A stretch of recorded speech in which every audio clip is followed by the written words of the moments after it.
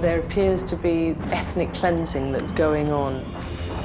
No one has really given a flying fig about what on earth is happening inside Kachin State. They really believe that they're going to end up being crushed and wiped out unless they fight.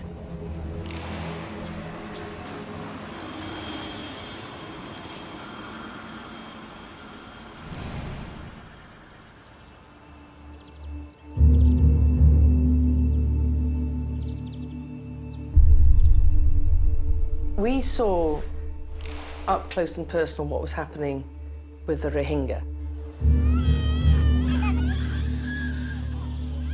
The world's attention has been so much focused on the Rohingya, they haven't noticed what's happening elsewhere in the same country.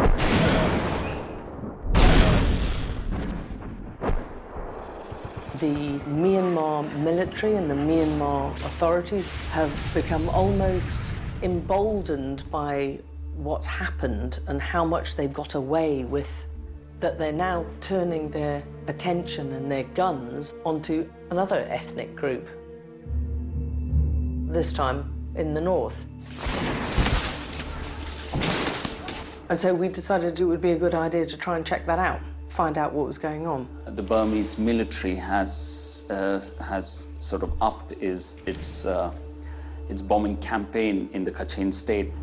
There appears to be this ethnic cleansing that's going on in a different part of the same country. Though it's not on the same levels in Kachin, but the indications or the patterns are very similar. The Kachin are a very strong rebel group with their own hierarchy and their own army. They present a quite formidable opposition to the Myanmar authorities. It's like a separate state within a state. They really believe that they're going to end up being crushed and wiped out unless they fight.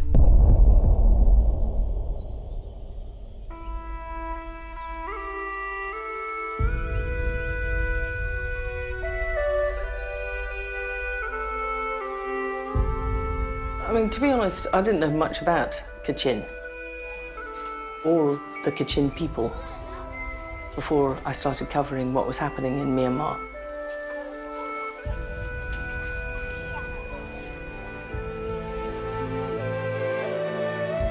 Most people don't know anything about the Kachin people. They had lived in relative peace for centuries in the northern part of Myanmar.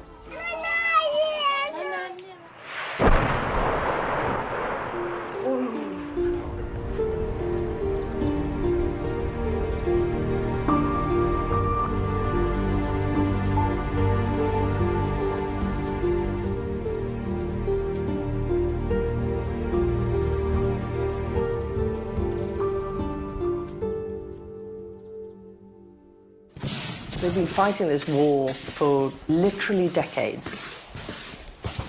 No one has really given a flying fig about what on earth is going on inside Kachin State. It's not been reported, no journalists allowed. The Burmese government does not allow journalists to go up north to the Kachin area. We decided we had to tell the story. The next step was to reach this place. I don't want to go into too much detail about how we got in because this will expose the people who helped us. But we were helped by a network of people who managed to get us inside the area known as Kachin State. Kachin? Kachin? Yeah, we're in Kachin. We didn't know what to expect. We knew there was fighting going on. We didn't know the lay of the land. How far is the fighting? How close has the Burmese military come to? It is a very difficult place to access, that is for sure. moving around is quite difficult because the Burmese military has advanced certain places. There are certain places they have gone back. When Britain gave Myanmar their independence in the 1940s, the Kachin people were promised their independence, they were promised self-determination, promised equality, given all sorts of promises which never ever happened.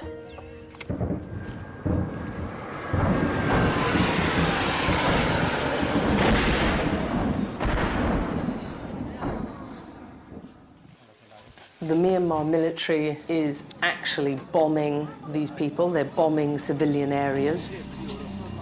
This bombing campaign has become quite severe. There's been thousands of people who have been displaced. Bombing from the air. Villages or near villages, trying to force people to move, and they have moved in their tens of thousands.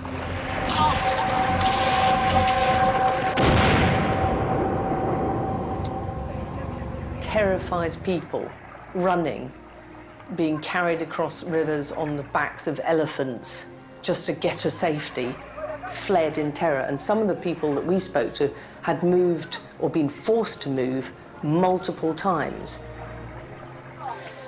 Many of the families here have fled attacks more than once, jumping from camp to camp to try and find safety. They live right on top of each other, no privacy, very little facilities, very little altogether. No aid agencies are able to get there, blocked by the Myanmar authorities.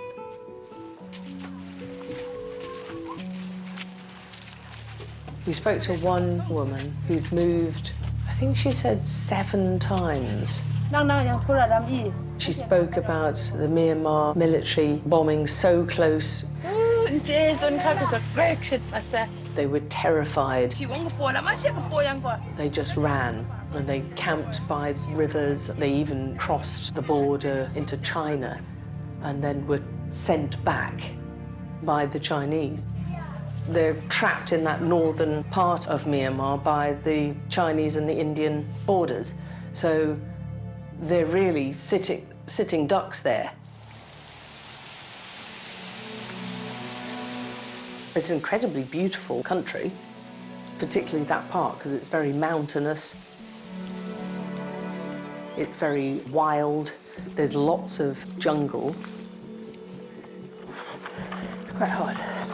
But I think one of the reasons why the Kachin have managed to keep hold of this territory is that it's like this.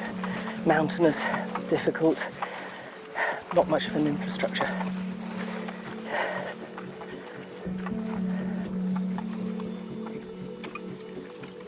The Kachin are a mostly Christian group. I noticed a lot of them had red bandanas with religious writings on the back of their scarves, urging them to go on, and many of them appeared to have a very strong faith and belief that God was on their side. It's all jungle lands, all hilly, all mountainous. This trip was pretty unusual on a number of levels, not least because we went in as a very small unit, and Neville and I were shooting all our own footage, a lot of the times in very, very challenging conditions. The humidity was something off the scale of anything I've ever experienced. God, everything's just a little bit sweaty. Bloody hot, and it's really sweaty. These guys, there's not a drop of sweat on them. No, it's very humid.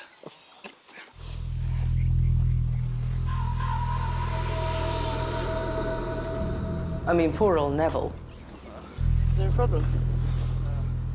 The camera was absolutely soaked.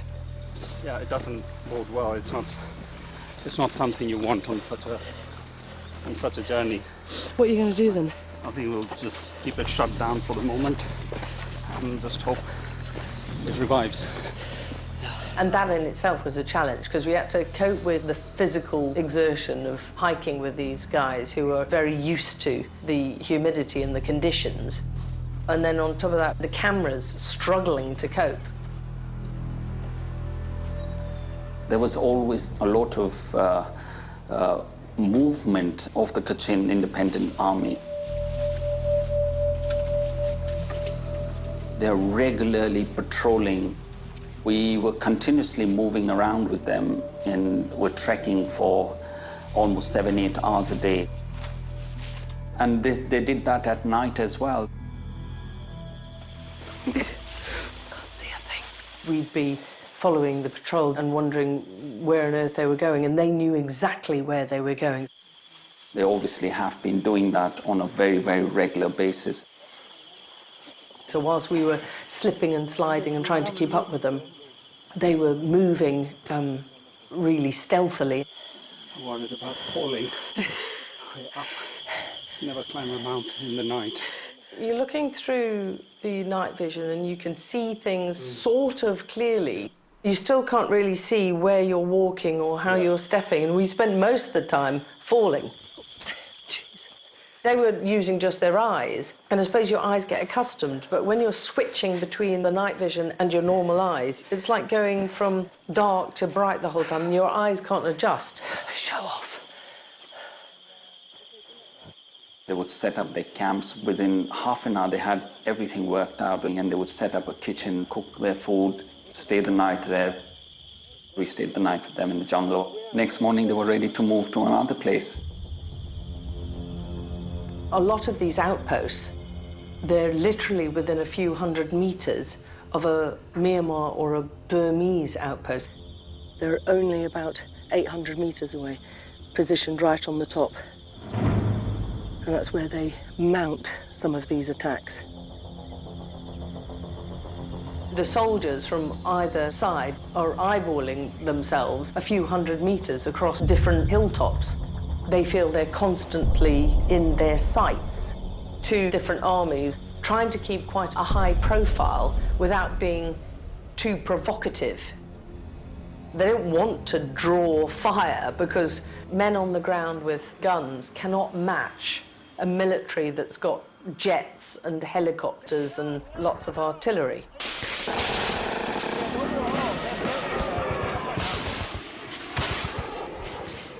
The problem is the Myanmar government appears to have an agenda, and they want to get back control of the Kachin area. And at the moment, the Kachin army is standing in their way. Is it a battle they can win?